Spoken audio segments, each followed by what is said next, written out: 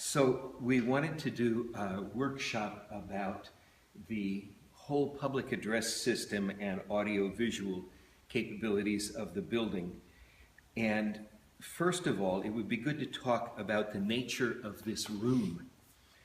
We built this room working with sound people to give it a sound much larger and more musically supportive than a room this size would normally be. As a result, we have slanted glass walls and many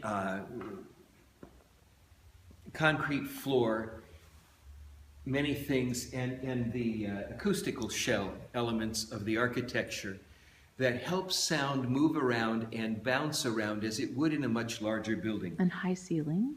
This is good for two things. One of them is pipe organs need that kind of space. Bill Vischer says the most important stop on an organ is the building. And the second reason is for congregational singing. It's most important that congregational singing is enthusiastic and feels full of life, that the congregation can hear themselves sing. And to accomplish that, we've made the room sound the way it does. We were told that if we did so, it might be difficult to understand speech coming from the front. And so we installed a PA system which purpose is not to make things loud, but to make them crisp and clear. Its purpose is to crispify speech. Clarify, maybe. We use sometimes the system to amplify a single player singing or playing guitar, but for the most part, the system can't do heavy instrumental stuff. It's not made for that. The line array speakers are not capable of that and can be destroyed by it. It has to be fairly gentle stuff.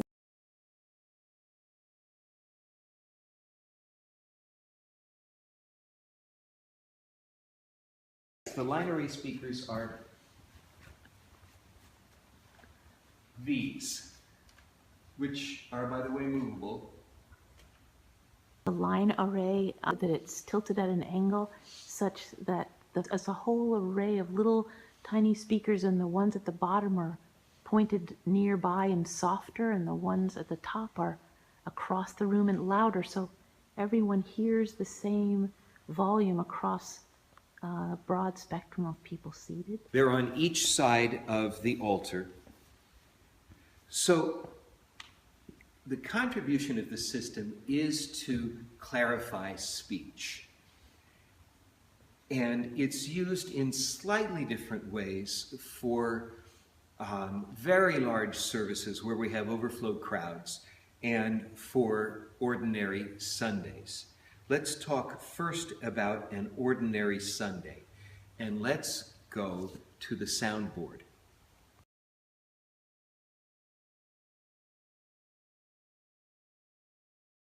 The soundboard is hidden in this bay,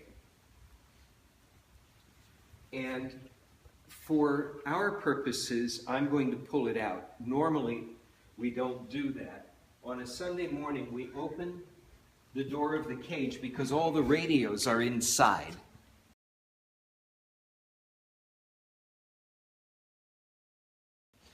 And then push it up against the wall so that that door can't swing shut. Okay.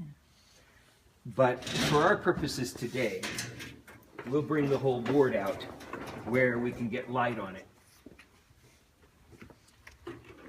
You lift the top and set it back. Here are written instructions for the use of the soundboard, just so that you know they're here. And you can set those aside because we're going to go to the thing itself. Okay.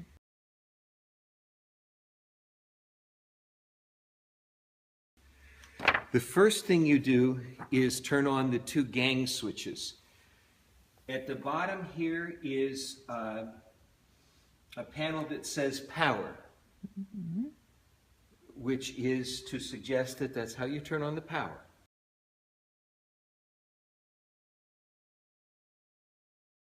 Everything else under here and above here is plugged into that. That's the only switch that one needs to turn, and we should never turn off any of those components except with that switch.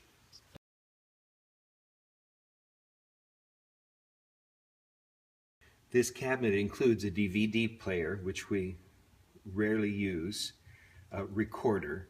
It includes a compact flash card recorder for doing digital recording of either the television camera or the sound. The UHF antenna power distribution system for microphones and also for hard of hearing assist, and 4 wireless microphone receivers. 2 of these are for handheld microphones and 2 of them are for headsets.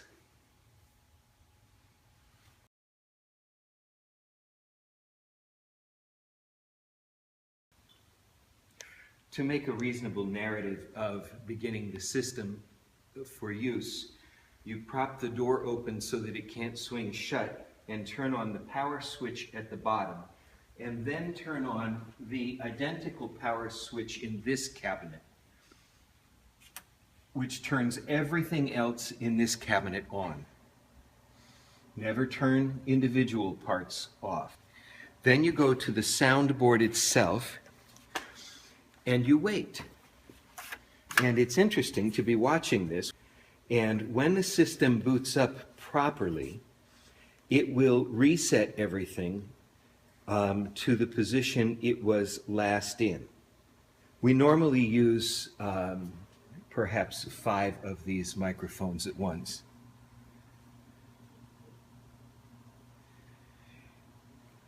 Out of our 16 channels. The master volume switch is set at something like 27, and there is a stripe on this orange dot to show where to set it. That's master. All of the channels, each of these is a channel, 1, 2, 3. 1 corresponds to this input. 16 responds to this input. They don't quite line up, so you have to use the numbers if you're adjusting things. On the channels, they have volume indicators. So for example, at the moment, channel 8's microphone is connected.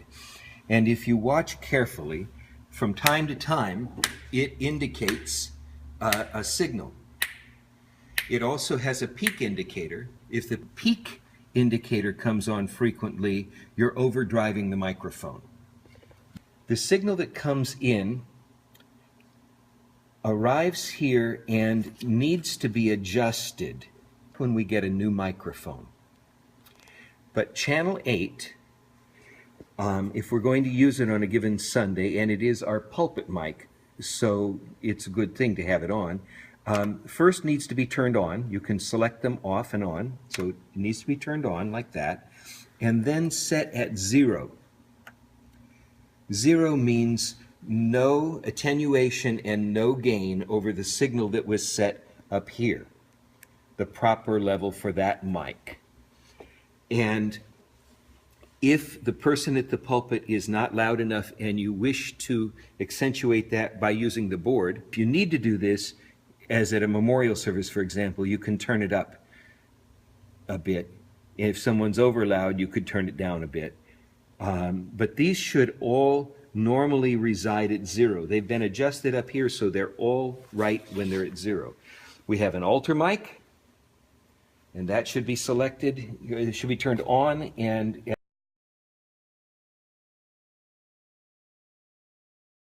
we have a headset mic for the organist, and that should be set at 0.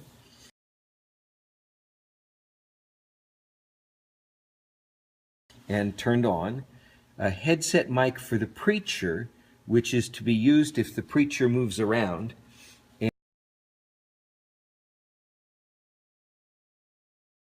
and that should be turned on and set at 0.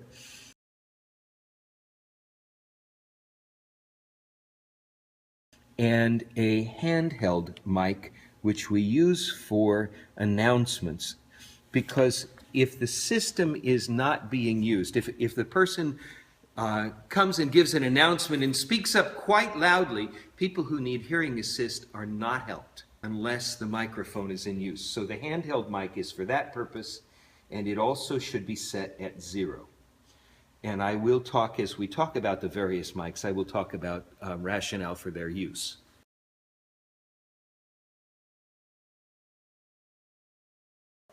The top two components in this cabinet are the Stewart Audio, which is the sound that goes to the large TV. The second component, which is called Listen, is the FM transmitter for the hard of hearing system. You need to know just a couple of things about it. The input level is correct. This little window should say E. That's the channel.